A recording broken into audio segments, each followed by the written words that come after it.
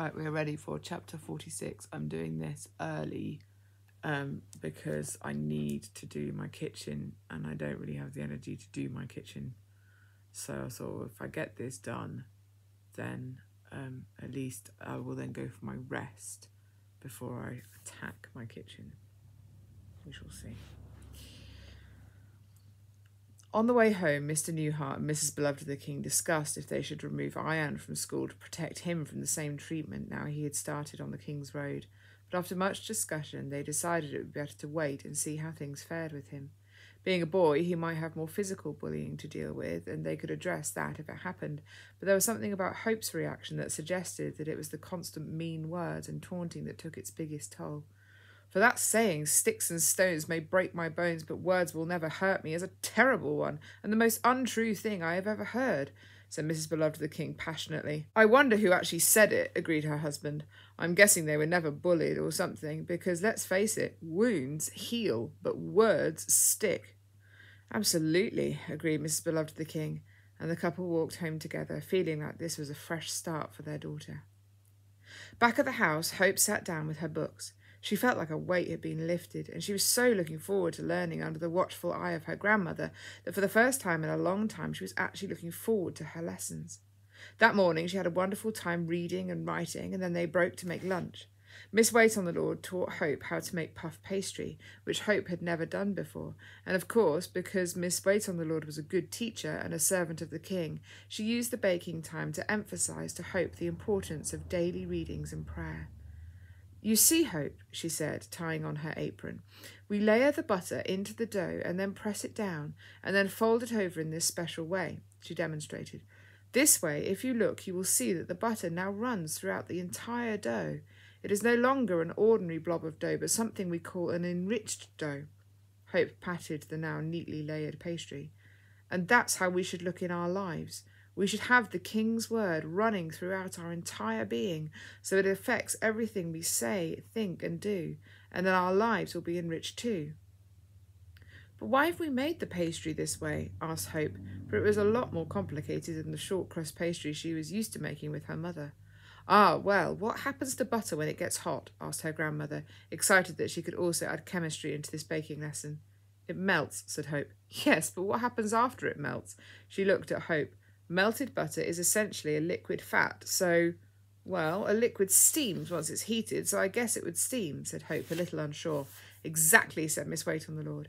And when it steams, it pushes the layers of dough up, which will make a really crispy, flaky pastry. She showed Hope how to cut the dough into triangles and then roll them up to create what we would now call croissants. And now we will brush them gently with an egg and butter mixture just for good measure, she smiled. So that lunchtime, when the teacher and her pupil were joined by Mrs. Beloved of the King and Mr. Newhart and Freddie, they all sat down to a lovely meal. The puff pastry roll-ups were cut in half and then stuffed with cheese and bacon and made for a very delicious treat. Well, said Mr. Newhart, I greatly approve of your new lessons, he said, smiling at Hope and licking his fingers. What's for tea? He smiled cheekily at Hope and Miss Wait-on-the-Lord. Mrs. Beloved of the King tutted playfully and then said, Well, I tell you something, Ian is going to love these. Everyone laughed as they imagined Ian biting into the crispy, cheesy goodness of those rolls and the expression he would make. And now for the next lesson, said Miss Wait-on-the-Lord. I call it purging the vessels, otherwise known as washing up. Everyone chuckled and Hope got to work. Freddie walked back to the shop. He was so grateful to have met his new grandmother and for the great blessing she was to the whole family. He sent messages of thanks to the King as he opened the daily bread and started sorting his stock. Ian came to see Freddie on his way home from school. He loved spending time with his big grown-up brother and hearing the stories of his time on the ship. When Ian was younger, he was quite the hero with his playmates, as his mother and brother had both lived on a pirate ship, but now he was thoughtful. Freddie, he said, his little brow quite furrowed. Yes, Ian, said Freddie, immediately noticing the look on his little brother's face. Do you think there are other boys being kept on the ship now and other ladies in armour being forced to work in the galley like Mother? Freddie frowned. I hadn't really thought too much about that, Ian, but now you say it, yes, probably. Then they will see the coded messages you and Mother and Grandmother left for them, said Ian, still looking thoughtful. Yes, I hope so, said Freddie. That's good, said Ian, because if I was on that boat, not feeling loved or cared for, I would jolly well need helpful things like that to make me not be so unhappy. He got down from the stool where he had been perched. "Right, well, I'm off to see Mother and Hope and the others. See you later." And off he stomped. But Freddie was shaken. What Iron had said was true. There would still be little boys or girls and young ladies on that boat going through all the trials and pains and loneliness that he had once experienced. He felt guilty. He had been away from the ship for so long and had lived such a full life since that he had forgotten how hard it had been for him before he met his mother. His heart started beating fast, and he could feel the blood rushing to his cheeks. "It isn't right," he said out loud. He shut up shop and practically ran home. At tea time he broached the question with his family. "Do you think anything could be done to help others on the ship?" said Freddie after a mouthful. "Sorry, Freddie," said his father. "Sorry, Father, I was halfway through a thought in my head. Let me explain. Today, Iron reminded me that the pirate ship that we were on, Mother, is most likely still in action, which means those men are probably still stealing unwanted children to be their deck slaves and stealing women to be their galley slaves, or worse." He shuddered. "Anyway, I was thinking with everyone coming back for Hope's baptism, it would be a good time to do something about that ship and its prisoners." Everyone was quiet for a moment. Truth be told, they were all feeling guilty that none of them had thought of doing something about this travesty of inhumanity before. Miss Wait-on-the-Lord spoke. "All I know is no child or adult should have to go through what we went through on that ship or any other." "Agreed," said Freddie and his mother firmly. "Then we will have to do something," said Mr. Newhart.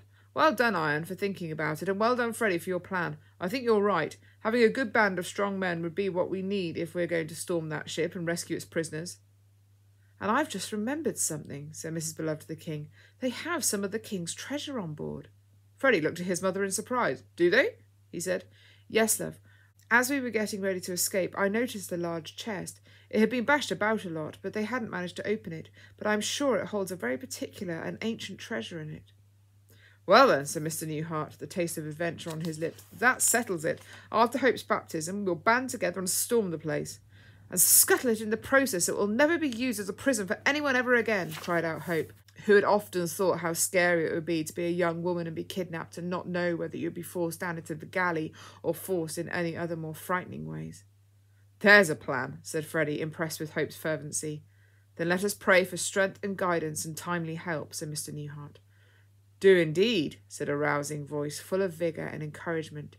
Everyone cheered, for there was the officer standing with them.